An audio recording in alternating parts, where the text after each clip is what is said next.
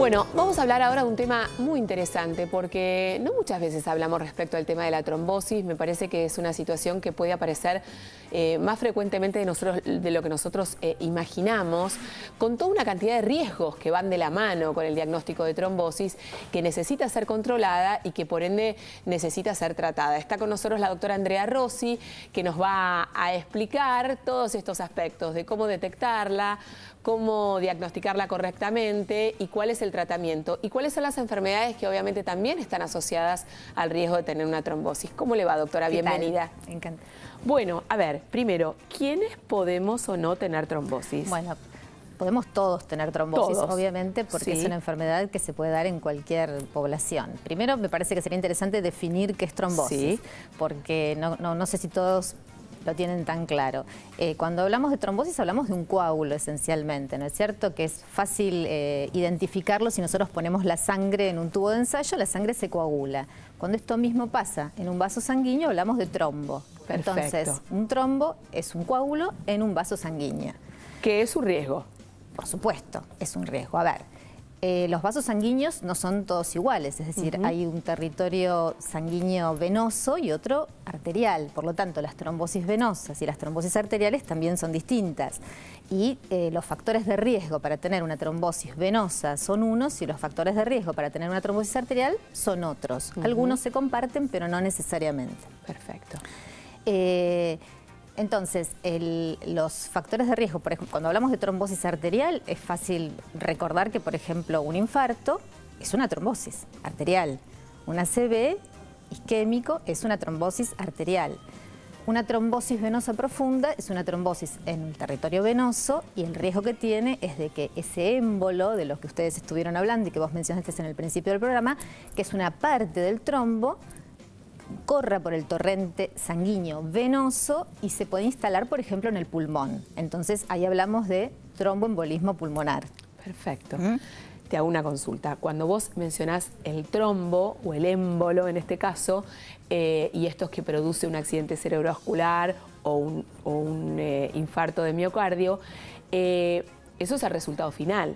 Pero nosotros podemos o tenemos una situación previa a eso, que cómo llegamos a diagnosticarla, Bueno. cuáles son efectivamente estos factores de riesgo que pueden hacer que yo finalmente termine produciendo una situación de este tipo que me pueda poner un riesgo mayor, ¿no? Por eso te digo, son diferentes cuando es en el territorio venoso que arterial. Ustedes Sí. ayer se refirieron, o en estos días se Sí. estuvieron refiriendo con el doctor Esposato Sí. a la ACV, al émbolo, Sí. a partir de un territorio arterial. Sí. Digamos, ahí, con algunos factores predisponentes, como puede ser la fibrilación auricular, parte de un trombo migra y se instala, por ejemplo, en una arteria pequeña del cerebro. Sí. Los factores de riesgo, en ese caso, en la trombosis arterial, por ejemplo, son algunas enfermedades como son la fibrilación auricular. Está bien. Pero también hay otras enfermedades como la diabetes, como el consumo excesivo de cigarrillos, la hipertensión arterial, el colesterol alto, todos factores que todos conocemos, ¿no es cierto? Sí. El sobrepeso, el sedentarismo, que favorecen a que se puedan formar pequeños trombos en las paredes de las arterias. Entonces, bien. no necesariamente una trombosis arterial es por un émbolo, sino que también puede ser una trombosis en la misma arteria de por sí, ¿no es cierto? Quiere decir que una ACV puede ser por un émbolo, en el caso de una fibrilación auricular, pero también puede ser por un pequeño trombo que se forma en una arteria del cerebro. Eso en el caso de la trombosis arterial. Está bien, yo te quiero hacer esta pregunta. ¿Nosotros podemos tener, por ejemplo, una característica innata o un tipo de sangre particular que tienda a hacer este tipo de trombos que no necesariamente está vinculado con los factores de riesgo, como recién Exactamente. mencionabas, Estos son- hipertensión, colesterol, etcétera, Claro, etcétera? estos son los factores de riesgo clásicos, digamos, Sí. ¿no es cierto? Después, obviamente, puede haber otros estados de hipercoagulabilidad, que así Sí. se llaman, donde que se van de estos factores clásicos, como podrían ser ciertos factores genéticos, como vos los mencionaste, o a veces algunos anticuerpos adquiridos que puedan favorecer a que se forme un coágulo, tanto en el territorio venoso como en el territorio arterial. ¿Anticuerpos que se forman por qué motivo? Son enfermedades autoinmunes. Ah, ok. Una de ellas es bastante conocida en los últimos años, que se llama síndrome antifosfolipídico, que se lo relaciona bastante con el tema de las pérdidas de embarazos, porque los pacientes que tienen este síndrome, es decir, que tienen los anticuerpos y tienen una trombosis, bueno, tienen tendencia justamente a hacer trombosis, no solo en el territorio arterial, sino también en el territorio venoso. Pero no necesariamente todas las personas que hayan perdido un embarazo necesariamente tienen esta enfermedad y por ende deben ser tratadas o diagnosticadas, ¿no? Por supuesto. He hecho esta aclaración porque la doctora lo mencionaba antes de empezar la nota, me parece que es interesante porque muchas veces estas informaciones periodísticas lo que hacen es alarmar mucho y hay una cantidad de embarazadas que dicen, sí, efectivamente, yo tuve una pérdida de un embarazo, me debería de haber hecho todo esto porque estoy poniendo en riesgo, en fin. Claro, ¿Qué le podemos decir? No, evidentemente las pérdidas de embarazo son por causas múltiples y en el primer trimestre, yo no soy obstetra, pero en el primer trimestre son bastante frecuentes y en general no responden al síndrome antifosfolipídico o alguna otra causa de trombofilia, que así se llama más genéricamente el estudio que se pide. Está bien. Sino que responden a otras causas, ¿no es cierto? Y muchas veces ni siquiera sabemos a qué causas responden y hay un porcentaje muy alto que no se sabe por qué se producen, por lo menos desde quizás tengan factores emocionales y otros factores que nosotros no los vamos a explicar desde la medicina clásica. No, está bien. Desde ya, pero que puedan existir.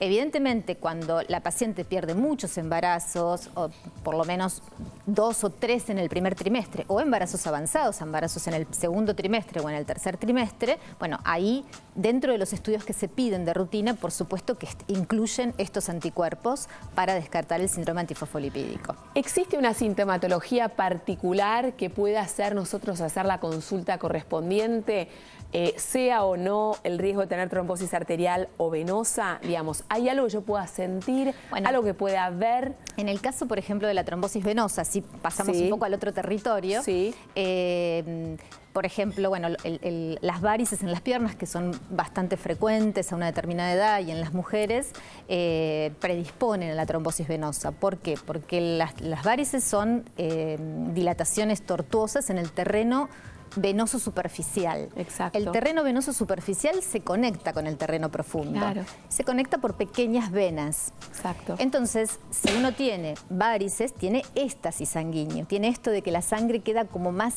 quieta, ¿no es cierto? Esto que yo decía del tubo de ensayo, que es fácil entenderlo. La sangre la dejo quieta y se coagula. Claro. Bueno, entonces, las venas, digamos, tortuosas de las piernas, la sangre está más quieta, digamos. Entonces, un paciente que tiene mucho terreno varicoso, que tiene muchas varices, bueno, parte de estos pequeños trombos podrían pasar al sistema profundo y entonces hacer una trombosis venosa profunda. El riesgo de la trombosis venosa profunda, además de la sintomatología local, como lo dije antes, es que ese émbolo, ese trombo, viaja al pulmón, no al cerebro, al pulmón. Acordémonos que el sistema venoso me lleva la sangre a la parte derecha del corazón, tiene poco oxígeno esa sangre y se va a oxigenar en los pulmones y de ahí va a volver a salir por las arterias, ¿no es cierto? Con la sangre oxigenada al resto del cuerpo, ¿no? O sea, es un circuito venoso arterial donde en el medio están los pulmones que nos oxigenan la sangre. Muy bien. ¿Cierto? La pregunta es, hemos escuchado este término en varias oportunidades. Estoy anticoagulada o anticoagulado. ¿Qué significa y qué riesgo puede esto tener frente a una situación que no esperamos? ¿Por qué? Pregunto esto.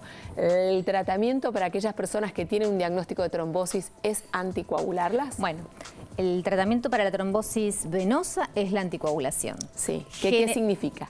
Que significa dar una medicación que va a disminuir unas proteínas que tenemos en la sangre que se llaman factores de la coagulación, que las tenemos todos normalmente, pero los vamos a disminuir con esta medicación para que la sangre se coagule en un tiempo más prolongado. No es que no se va a coagular, si yo tengo un corte no es que me voy a desangrar por ese corte, sino que la sangre va a coagular, pero en un tiempo más prolongado. Perfecto. ¿Para qué hacemos esto? Bueno, justamente retrasamos el proceso de coagulación normal de la sangre porque se asume que tenemos una enfermedad que va a predisponer a que se formen coágulos. Entonces yo quiero retrasar este proceso.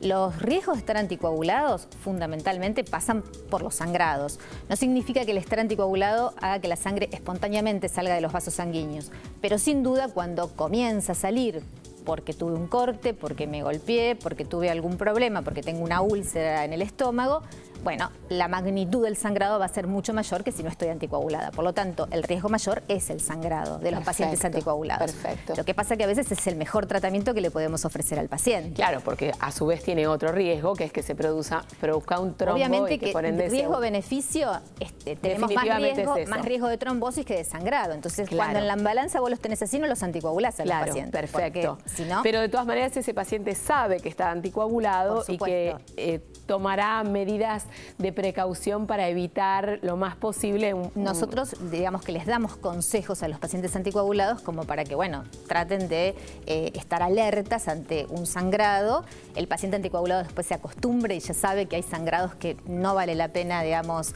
acudir al médico corriendo y otros sangrados que sí vale la pena. Que necesitamos. Las trombosis venosas generalmente se tratan con anticoagulantes, digamos. Las trombosis arteriales no siempre se tratan con anticoagulantes porque depende el origen de la trombosis arterial, ¿no es cierto? Entonces, ¿cómo se tratarían? Depende de la situación.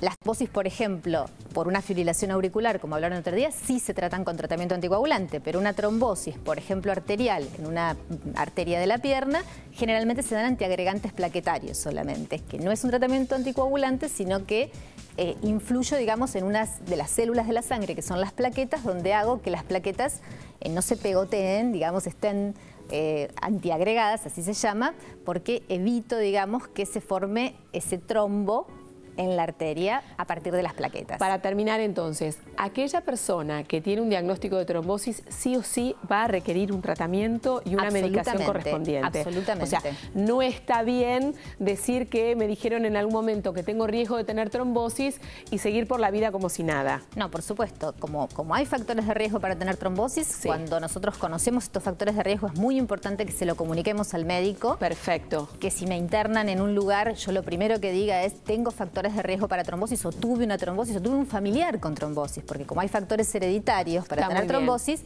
decir sí, mi mamá, mi hermana, digamos,